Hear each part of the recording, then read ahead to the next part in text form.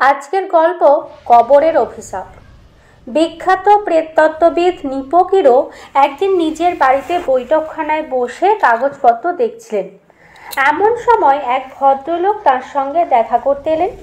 পরিচয় পর্বের মধ্য দিয়ে কিরো জানতে পারলেন যে ভদ্রলোক আমেরিকাবাসী এবং তার নাম হলো হেনরি। শেয়ারের বাজারে দালালি করে ভদ্রলোক প্রচুর টাকা আয় করেছেন। ভদ্রলোককে বেশ দুশ্চিন্তাগ্রস্ত মনে হলো। কিরো আন্দাজ করলেন নিশ্চয়ই কোনো সমস্যায় পড়ে উনি তার কাছে এসেছেন, কিন্তু সমস্যাটা খুলে বলতে তিনি যেন কুণ্ঠাবোধ করছেন। তাকে উৎসাহ দিয়ে কিরো বললেন, বলুন আপনার সমস্যাটা কি? আমি যে সমস্যায় পড়েছি এ কথা আপনাকে কে বলল? ভদ্রলোক অবাক হয়ে জিজ্ঞাসা করলেন, আপনি বললেন? মৃদু হেসে কিরো উত্তর দিলেন, আমি? ভদ্রলোক আরো বিস্মিত হলো। হ্যাঁ, আপনি নিজে না বলুন, আপনার চোখ মুখের ভাব কিন্তু সে কথাই বলছে। তাহলে এতদিনে আমি বোধহয় ঠিক জায়গায় এসেছি।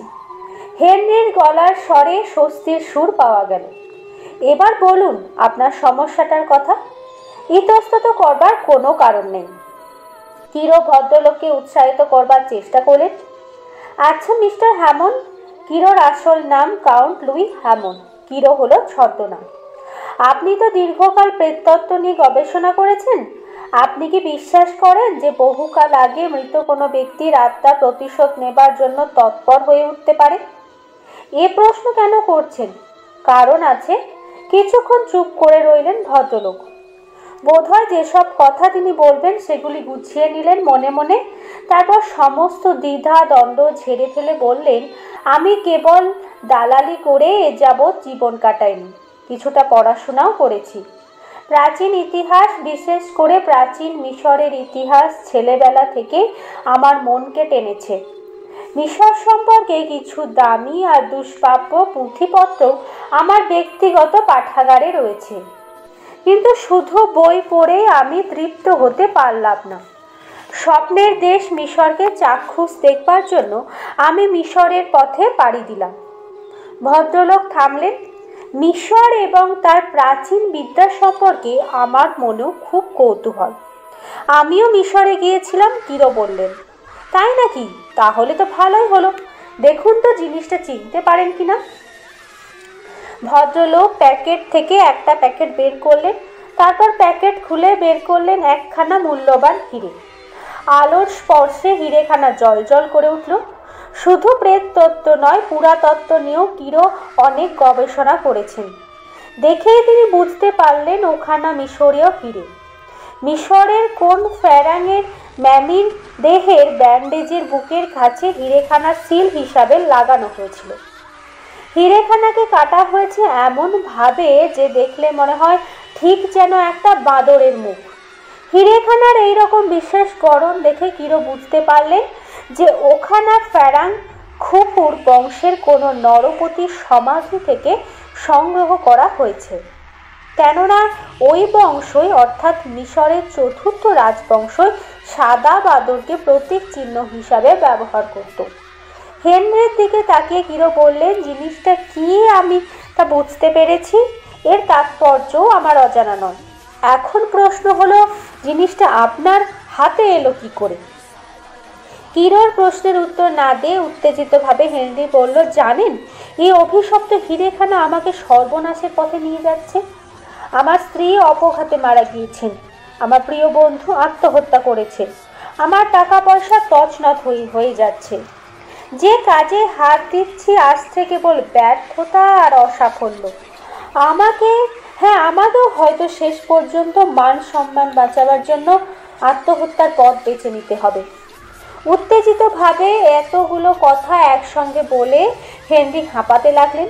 কি করে হিরেখানা আপনার হাতে এলো তা কিন্তু আপনি এখনো বলেননি। আপনি সব কথা খুলে বলুন, আমি সাধ্য মতো আপনাকে সাহায্য করবার চেষ্টা করব। কিরোর কথায় কিছুটা স্বস্তি পেলেন হেনরি। আরও কিছুক্ষণ চুপ করে থেকে তিনি বললেন, আমার সব কথা আপনি বিশ্বাস করবেন কিনা জানি না, কিন্তু যা বলছি তার প্রতিটা কথা সত্য। অবিশ্বাস করব কেন? বলুন আপনার কাহিনী। আগেই বলেছি, কিছুদিন আগে আমি মিশরে গিয়েছিলাম। সেখানে গিয়ে আমি কেবল আলেকজান্দ্রিয়া আর কায়রোর বিলাসবহুল হোটেলে বসে দিন কাটাইনি। কর্নার্ক, মেসফিস, থিবিস, পুষ্কর ইত্যাদি প্রাচীন শহরে ঘুরেছি মিত্রের উপত্যকায়, ঘুরে ঘুরে অনেকগুলো পিরামিড আমি দেখেছি। এ সময় একদিন শুনলাম একটা পুরনো সমাধি ভূমি নাকি খোঁড়া হচ্ছে। স্বাভাবিকভাবে আমি কৌতূহল হয়ে উঠলাম। ঠিক করলাম যেখানে খনন হচ্ছে সেখানে অবশ্যই যেতে হবে। কিন্তু কদিন বাদে খবরের কাগজে একটা সংবাদ প্রকাশিত হলো যে জার্মান পণ্ডিত খনন কার্য পরিচালনা করছিলেন, এক আকস্মিক দুর্ঘটনায় তার নাকি মৃত্যু হয়েছে। স্থানীয় লোকেদের ধারণা সমাধি ভূমির গোপনীয়তা এবং পবিত্রতা নষ্ট করবার জন্যই ওই জার্মান পণ্ডিতের উপর কবরের অভিশাপ নেমে এসেছে। ওই সমাধি এখন যে খনন করবার চেষ্টা করবে তারই প্রেতাত্মার অভিশাপে অপঘাতে মৃত্যু হবে। ভগবানের দয়ায় আমার টাকার অভাব ছিল না। ঠিক করলাম জার্মান পণ্ডিতের আরাধ্য কাজ আমি শেষ করব। কবরের অভিশাপ জাতীয় কুসংস্কারে আমার কোনো বিশ্বাস ছিল না, কিন্তু কাজ শুরু করতে গিয়ে প্রথমেই মুশকিলে পড়লাম। মুশকিলটা হলো কুলি মজুর জোগাড় করা। স্থানীয় কোনো শ্রমজীবী সমাধি ভূমি খননে রাজি হলো না। ওদের মনে এই ধারণাটাই বদ্ধমূল হয়েছিল যে খুঁড়বার চেষ্টা করলে ওরাও মারা পড়বে। আমার স্বভাবটা হলো এই যে কাজে আমি একবার হাত দিই তা থেকে আর পিছিয়ে আসতে পারি না। কুলি মজুরদের ভয় দেখে আমার জিন্দা আরও বেড়ে গেল।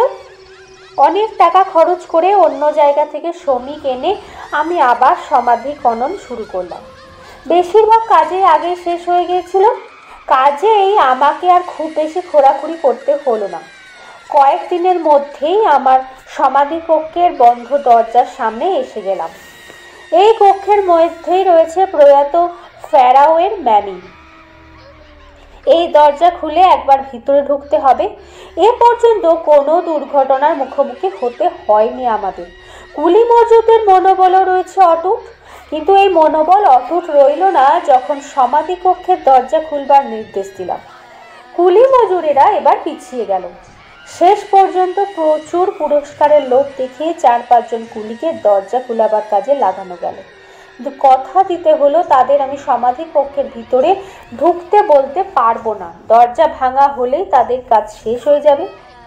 দরজা খুললো, আমি একাই ঢুকলাম সমাধি কক্ষে।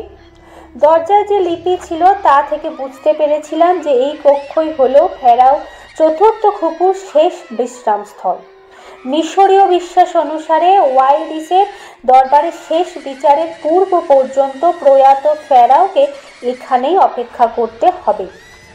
স্বীকার করতে লজ্জা নেই যে অন্ধকার সমাধি কক্ষে ঢুকে গাটা কেমন ছমছম করতে লাগলো। একবার মনে হলো এরকম দুঃসাহস না করলেই বোধহয় ভালো হতো, কিন্তু পরক্ষণে ভয়ের ভাবটাকে মন থেকে ঝেড়ে পড়লাম। আমি 20 শতকের মানুষ, এসব প্রাচীন অযৌক্তিক কুসংস্কারে বিশ্বাস করব কেন? সঙ্গে টর্চ ছিল, বিশাল সমাধি কক্ষ। আমার টর্চের আলো সমস্ত ঘরটা দেখা গেল না। আলো আধো আধো ছায়া, আলো আঁধারি লুকোচুরি যেন সমাধি কক্ষের রহস্যময়তাকে আরো অনেক গতি বাড়িয়ে দিল। টর্চের আলো ফেলতে ফেলতে এগোলাম। বিশাল ঘরখানার মাঝামাঝি একটা উঁচু বেদি, তার উপরে একটা সোনার কফিন। ওই কফিনের মধ্যেই চিরনিদ্রায় শুয়ে আছেন ফেরাও চতুর্থ খুপু। কফিনের পাশে একটা স্বর্ণ পাত্রে নানা রকম মূল্যবান মণিমাণিক্য। 2 হাত ভরে সেই মণিমাণিক্য তুলে পকেটে পুরলাম।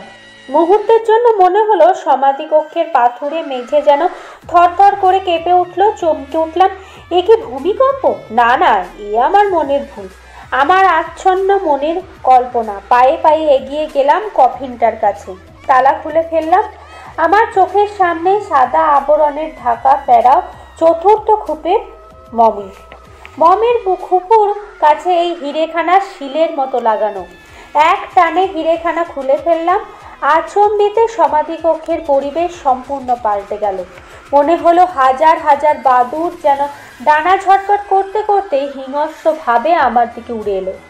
মুহূর্তের জন্য বাদুড়গুলোকে আমি যেন দেখতে পেলাম না। সাদা রঙের বাদুড়গুলোর জন্য চোখ থেকে বেরিয়ে আসছে পরলোকের নীলাভ আলোক রশ্মি। হাজার হাজার বাদুড়ের ডানার শব্দে বিশাল সমাধিকক্ষটা প্রতিধ্বনিত হয়ে উঠল। আমার মেরুদণ্ডের মধ্য দিয়ে আতঙ্কের একটা তুহিন শীতল স্রোত যেন বয়ে গেল। মুহূর্তের জন্য সমস্ত শরীরটা যেন অসাড় হয়ে গেল। বাদুড়গুলো যেন শূন্য পথে চক্রা করে ঘুরছে আমার চারপাশে। কোনো রকমে নিজেকে সামলে একটু নিয়ে ছুটে সমাধি কক্ষের বাইরে চলে এলাম। লাখো লাখো সাদা বাদুড় যেন আমাকে তাড়া করে এলো। ছুটতে ছুটতে কি করে যে তাঁবুতে এসে পৌঁছালাম তা একমাত্র ভগবানই বলতে পারে। তাঁবুতে ঢুকেই অজ্ঞান হয়ে গেলাম। জ্ঞান ফিরতে আমার সঙ্গীরা আমাকে হোটেলে পৌঁছে দিল। হোটেলে আমার স্ত্রী ছিলেন। আমি ঘরে ঢুকে স্ত্রীকে চমকে গিয়ে বললেন, কি ব্যাপার, তোমার সঙ্গে যেন একটা বাদুড়ের ছায়া ঘরে ঢুকলো। ওর কথা শুনে আরো ঘাবড়ে গেলাম। কোনো কথা না বলে বিছানায় মুখ গুঁজে শুয়ে পড়লাম। ঘরের ভিতর তাকাতেও আমার ভয় করছিল, যদি বাদুড়ের অপছায়াটা আমার নজরে আসে। পিরামিডের ভিতরে ঢুকবার সাহস আর আমার হয়নি। আমার শঙ্কা বিহ্বল ভাব থেকে স্ত্রী বললেন, চলো আমরা এই জায়গা ছেড়ে অন্য কোথাও চলে যাই। তার কথা মতোই পরদিনই আমরা অন্য জায়গায় চলে এলাম। ভাবলাম এই জায়গাটা ছেড়ে গেলে মন থেকে ভয়ের ভাবটা হয়তো ধীরে ধীরে কেটে যাবে। কিন্তু তার কাটলো কই। যেখানেই যাই সেখানেই এক অজানা আশঙ্কায় শিউরে উঠি। ভয় জিনিসটা মনে হয় সংক্রামক। আমার আতঙ্ক আমার স্ত্রীকেও যেন পেয়ে বসলো। সব সময় মনে হয় কোনো এক অদৃশ্য অজানা শত্রু সব জায়গায় আমাদের অনুসরণ করে চলেছে। মাঝে মাঝে বাদুড়ের ডানার আওয়াজ পাই। হাজার হাজার বাদুড় যেন শূন্য পথে উড়ে আসছে ঝাপটা মারবার জন্য। আমাদের ভয় দিন দিন বেড়ে যেতে লাগলো। এই নিদারুণ আতঙ্কের কবল থেকে যে কি করে নিষ্কৃতি পাবো তা ভেবে পেলাম না। কিন্তু এত কাণ্ড সত্ত্বেও সমাধি কক্ষ থেকে সংগ্রহ করা মমের বুকের মূল্যবান হিরে খানা আমি হাতছাড়া করলাম না। সব সময় এখানা লুকিয়ে রাখলাম নিজের পোশাকের মধ্যে বুকের কাছে। আমার স্ত্রীকেও হিরেটা সম্পর্কে কিছুই বলিনি। অবশ্য বলবার সুযোগও আর পেলাম না, কারণ কদিন পরে একদিন ভোরবেলায় বিছানায় পাওয়া গেল তার মৃতদেহ। রহস্যজনক মৃত্যু। কিসে যে উনি মারা গেলেন তা ডাক্তারি পরীক্ষাও বোঝা গেল না। শুরু হলো আমার দুর্ভাগ্যময় জীবন। পরপর এক একটা দুর্ঘটনা ঘটতে লাগলো। আমার বাবা হঠাৎ মারা গেলেন, অথচ তার স্বাস্থ্য বেশ ভালোই ছিল। এক ঘনিষ্ঠ বন্ধুকে আমার ব্যবসা দেখাশোনা করবার দায়িত্ব দিয়েছিলাম। অনেক টাকা কড়ি নষ্ট করে সে শেষ পর্যন্ত লজ্জায় এবং দুঃখে আত্মহত্যা করল। আর আমারও মনে হতে লাগলো ঝাঁকে ঝাঁকে সাদা বাদুড় যেন সব সময় ডানা ঝটপট করতে করতে আমার চারপাশে উড়ে বেড়াচ্ছে। আগে এই ভয়ঙ্কর অনুভূতিটা মাঝে মাঝে হতো, এখন সব সময় হয়। এই মুহূর্তেও হচ্ছে। বুঝতে পারছি আমার শেষের দিন আসন্ন হয়ে আসছে। অন্ধকারে কবরের আলো অভিশাপ নেমে এসেছে আমার উপর। এর কবল থেকে আমার কি নিষ্কৃতি নেই মিস্টার হ্যামন্ড? একটানা এতক্ষণ কথা বলে হেনরি হাঁপাতে লাগলেন। তার সমস্ত শরীরটা কাঁপতে লাগলো থরথর করে। কিরো ভাবলেন এক্ষুনি কিছু একটা অঘটন না ঘটে যায়। না, সেই রকম কিছু অবশ্য ঘটল না। একটু পরে হেনরি নিজেকে অনেকটা সামলে নিলেন। কিরোর টেবিলের উপর হিরেখানা রেখে তিনি বললেন, এই অভিশপ্ত জিনিসটা আর আমি নিজের কাছে রাখতে চাই না। এটা আপনার কাছেই থাকুক। দেখুন এতে আপনার ভাগ্য পাল্টে যায় কিনা।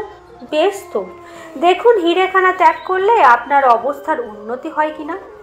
আরও কিছুক্ষণ কথাবার্তা বলে কিরো হেনরিকে আশ্বস্ত করবার চেষ্টা করলেন। বললেন, আমি একটু ভেবে চিনতে দেখি আপনাকে দুর্ভাগ্যের রাহু গ্রাস থেকে উদ্ধার করবার কোনো পথ পাওয়া যায় কিনা।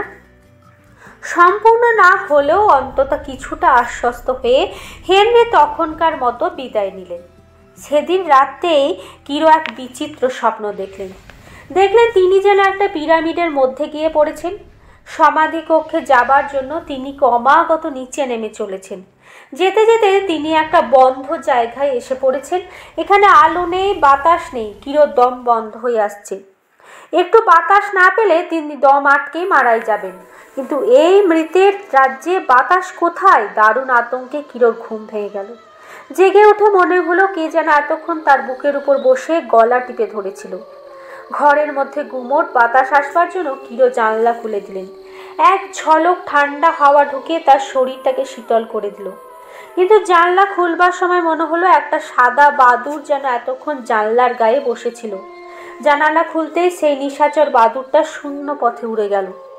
প্রাণীটার ডানার ঝটপট শব্দও যেন শুনতে পেলেন কিরো। পরদিন গলায় খুব ব্যথা হলো, বাধ্য হয়ে ডাক্তার দেখালেন কিরো। ডাক্তার যা বললেন তা শুনে অবাক হয়ে গেলেন কিরো। ডাক্তার বললেন কোনো বিষাক্ত প্রাণীর দংশনেই গলার ব্যথাটা হয়েছে। হেনরির বাসায় এলেন কিরো। হিরেটা তাকে ফেরত দিয়ে বললেন, এখানে সত্যিই অপয়া, আপনি যেখানকার জিনিস সেখানেই রেখে আসুন। এ রত্ন ইহলোকের সম্পত্তি নয়, এ হলো মৃতের রাজ্যের সম্পত্তি। ইহলোকে এই হিরেখানা যার কাছে থাকবে তারই সর্বনাশ ঘটবে। আমিও তো রেখে আসতে চাই, কিন্তু সেই সমাধি কক্ষে ঢুকবার সাহস আর আমার নেই, কাঠোরভাবে হেনরি বললেন। তাহলে উপায়? দুজনে ভেবে চিন্তেও কোনো উপায় বের করতে পারলেন না। কিরো বিদায় নিলেন। হেনরির সঙ্গে কিরোর আর দেখা হয়নি। তার খবর কিরো জানতে পারলেন কিছুদিন পরে। প্যারির এক অভিজাত হোটেলের একখানা কামরার হেনরির মৃতদেহ পাওয়া গেল। মাত্র আগের দিন সন্ধেবেলায় তিনি এই হোটেলে উঠেছিলেন। মৃত্যুটা রহস্যজনক। কিভাবে মৃত্যু হয়েছে ডাক্তার তা ঠিক করে বলতে পারলেন না। ফরাসি পুলিশের তদন্তও সমানভাবেই নিষ্ফল হলো। অবশ্য একটা সূত্র পাওয়া গিয়েছিল, হেনরির পাশের কামরার বাসিন্দা নাকি তার ঘরে হাজার হাজার পাখির ডানার শব্দ শুনতে পেয়েছিলেন। কিন্তু এই ক্ষীণ সূত্র ধরে মৃত্যু রহস্যের কোনো সমাধান করা গেল না। কিরো খোঁজ নিয়ে জানলেন মৃতের জিনিসপত্রের মধ্যে সেই অপয়া হিরেখানা পাওয়া যায়নি। অভিশপ্ত হীরের কাহিনী কিন্তু এখানেই শেষ হলো না। কিরোর এক বন্ধু ছিলেন মিস্টার স্টেড। তিনি প্রেততত্ত্বের চর্চা করেন। একদিন কিরোর কাছে এসে তিনি বললেন, একটা অদ্ভুত জিনিস পেয়েছি ভাই। কি জিনিস? কৌতূহলী কিরো জিজ্ঞাসা করলেন। একখানা বাদুর মুখ হিরে। চমকে উঠলেন কিরো। জিজ্ঞাসা করলেন, কোথায় পেলে? প্যারিতে গিয়েছিলাম, সেখানে যে হোটেলে উঠেছিলাম তার একজন ওয়েটার আমার কাছে হিরেখানা বিক্রি করেছে। কিরো আরও চমকে গেলেন, বললেন, হিরেখানা সঙ্গে আছে? আছে, তোমাকে দেখাবার জন্যেই তো নিয়ে এসেছি, মিস্টার টেড বললেন। দেখাও দেখি। হিরেখানা দেখে কিরো চিনতে পারলেন, এই তো সেই অপয়া রত্নখানা। কি ব্যাপার, তোমার মুখখানা ওইরকম ফ্যাকাশে হয়ে গেল কেন? মিস্টার টেড জিজ্ঞাসা করলেন। মিস্টার হেনরির দুর্ভাগ্যের কাহিনী সবিস্তারে খুলে বলে কিরো অনুরোধ করলেন, এই অপয়া রত্নখানি তুমি ফেরাও চতুর্থ খুপুর কবরেই রেখে এসো, আর তা যদি সম্ভব না হয় তবে এখানা নদীর জলে বিসর্জন দাও। বিদ্রুপের হাসি হেসে মিস্টার টেড বললেন, তোমার ওই হেনরির লোকটা ছিল এক নম্বরের বুদ্ধু আর নার্ভাস, তাই অমনি বেঘরে প্রাণ হারালো।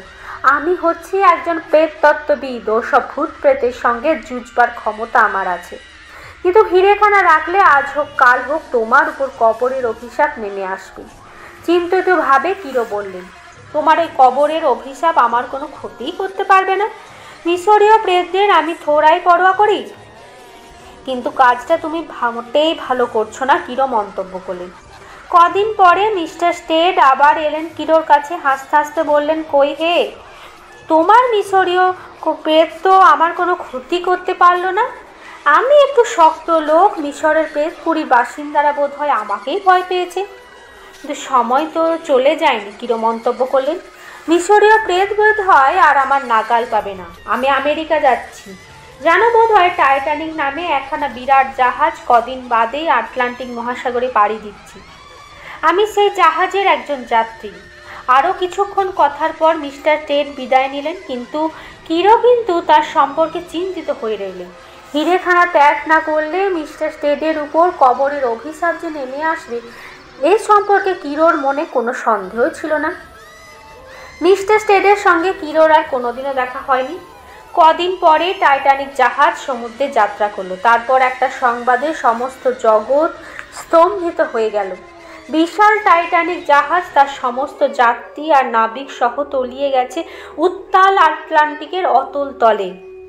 অপয়া হিরেখানা সহ মিস্টার স্টেডের সলিল সমাধি হলো। এমনি করেই নেমে এলো কবরের অভিশাপ। এ খবর পেয়ে কিরো মন্তব্য করলেন, বিধিলিপিকে খণ্ডাতে পারে,